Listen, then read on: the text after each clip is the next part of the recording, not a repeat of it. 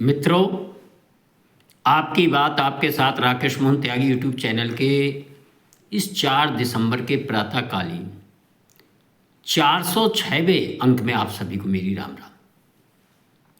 मित्रों, आज मैं चर्चा करूंगा लोकसभा का जो शीतकालीन सत्र है, आखिर क्या कारण है विपक्ष के सभी नेताओं ने लोकतंत्र के आत्मा को बचाने के लिए एक स्वच्छ सही मतदाता सूची बनाने के लिए जो एसआईआर जैसा एक कार्यक्रम चुनाव आयोग ने चलाया है और बड़ी सफलता के साथ बिहार में वो पूरा हुआ और उस पर सुप्रीम कोर्ट व इन सबसे ऊपर जनता की राय भी आ गई इस बारे में। इसके बाद भी इंडी गठबंधन व कांग्रेस के लोगों ने इस मुद्दे के आधार पर इस एसआईआर जैसे काम, अच्छे काम को चुनाव आयोग के किस प्रकार उस पर झूठे छल प्रपंच अनर्गल आरोप लगाकर एक अपनी राजनीतिक वोट चोर गद्दी छोड़ जैसा एक नारा लगाने का काम, एक ड्रामा, माननीय प्रधानमंत्री ने बिल्कुल सही कहा, एक ड्रामे के रूप में उसको पुनः लोकसभा के पटल पर भी लाने का काम किया। आखिर इसका कारण क्या है?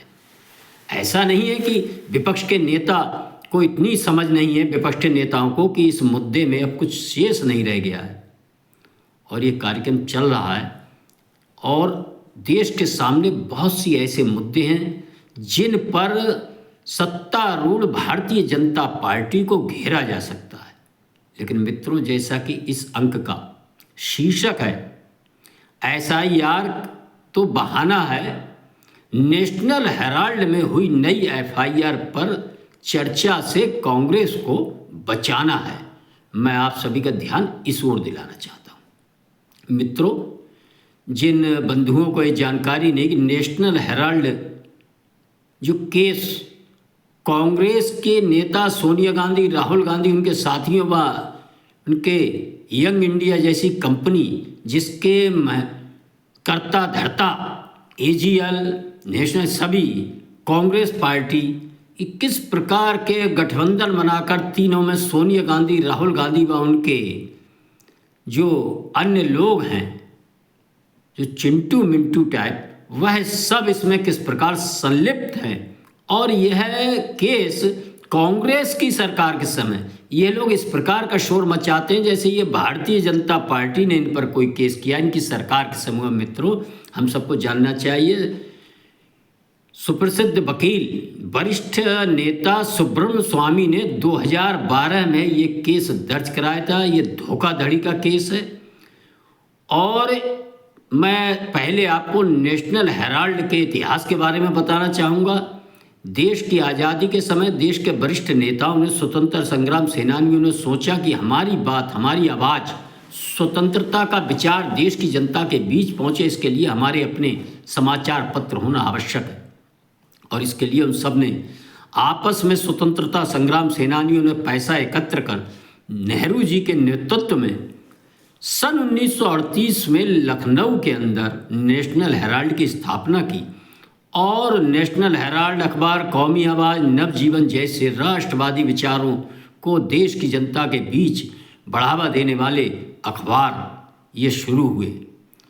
और किस प्रकार धीरे धीरे वह अखबार घाटे में गए, लेकिन इन संस्थाओं के पास जो संपत्ति थी वह बड़ी कीमती और महत्वपूर्ण थी। मित्रों, बताया जाता है कि नेशनल हेराल्ड का जो ऑफिस प्रेस जो दिल्ली के अंदर है, उसी की कीमत अनुमानित 2000 करोड़ रुपए है।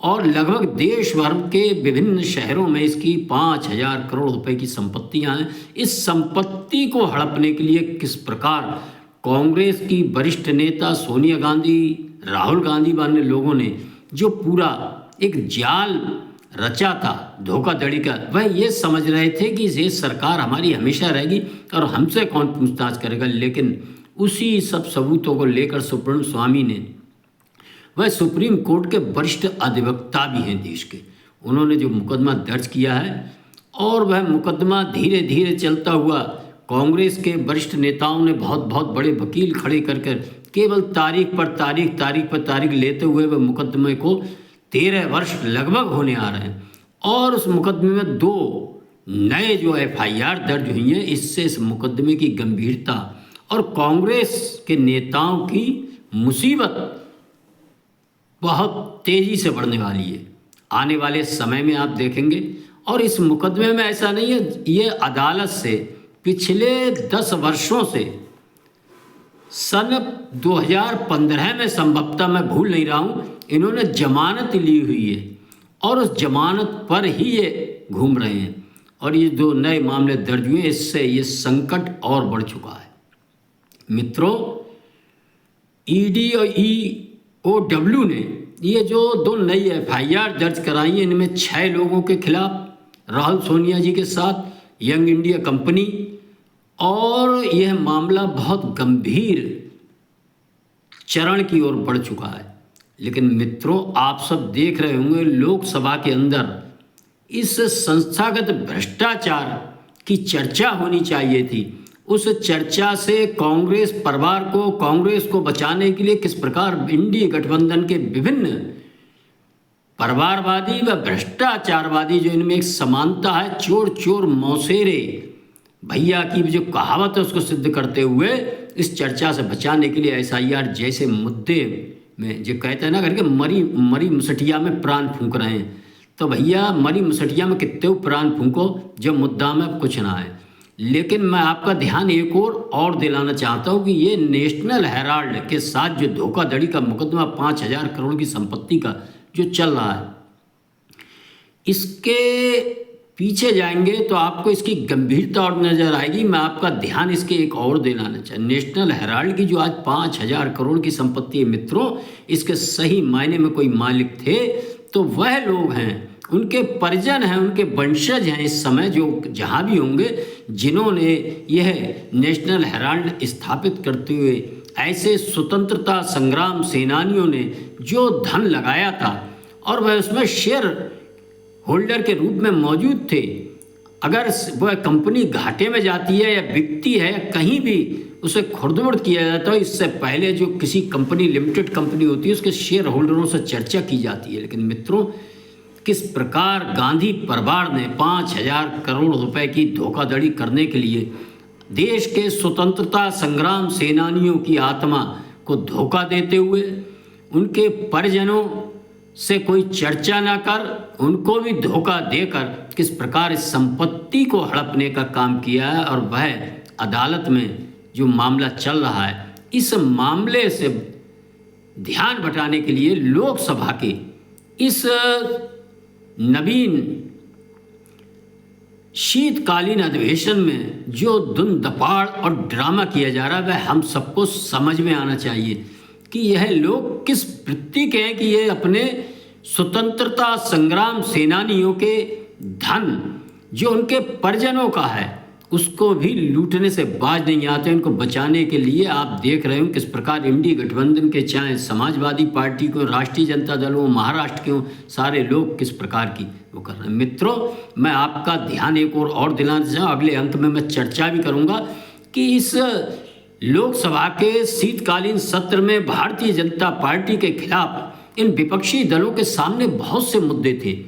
अभी आपने देखा हो अल फलाह यूनिवर्सिटी और किस प्रकार दिल्ली के अंदर एक आतंकवादी हमला, एक बहुत लंबे समय बाद, ये एक बहुत बड़ी चूक है। इस पर चर्चा करने से किस प्रकार परहेज कर रहे हैं विपक्षी दल, ये हम सबको समझ में आना चाहिए। और इस विषय पर मैं अगले अंक में चर्चा करूंगा। मित्रों, यदि ये अंक आपको मेरे पसंद आते हैं तो मेरा अनुरोध है इनको पूरा सुनकर लाइक कर दिया करें, शेयर करें। और जिन भैया ने अभी चैनल सब्सक्राइब ना करा, मेरा अनुरोध है चैनल सब्सक्राइब करें। और अगले अंक में जो मैं करूंगा, SIR का बहाना है अल फलाह की सच्चाई देश को नहीं लोकसभा में बताना है। इस अंक को भी जरूर सुनेंगे। धन्यवाद। जय श्री राम, जय श्री वाल्मीकि भगवान, भारत माता की जय।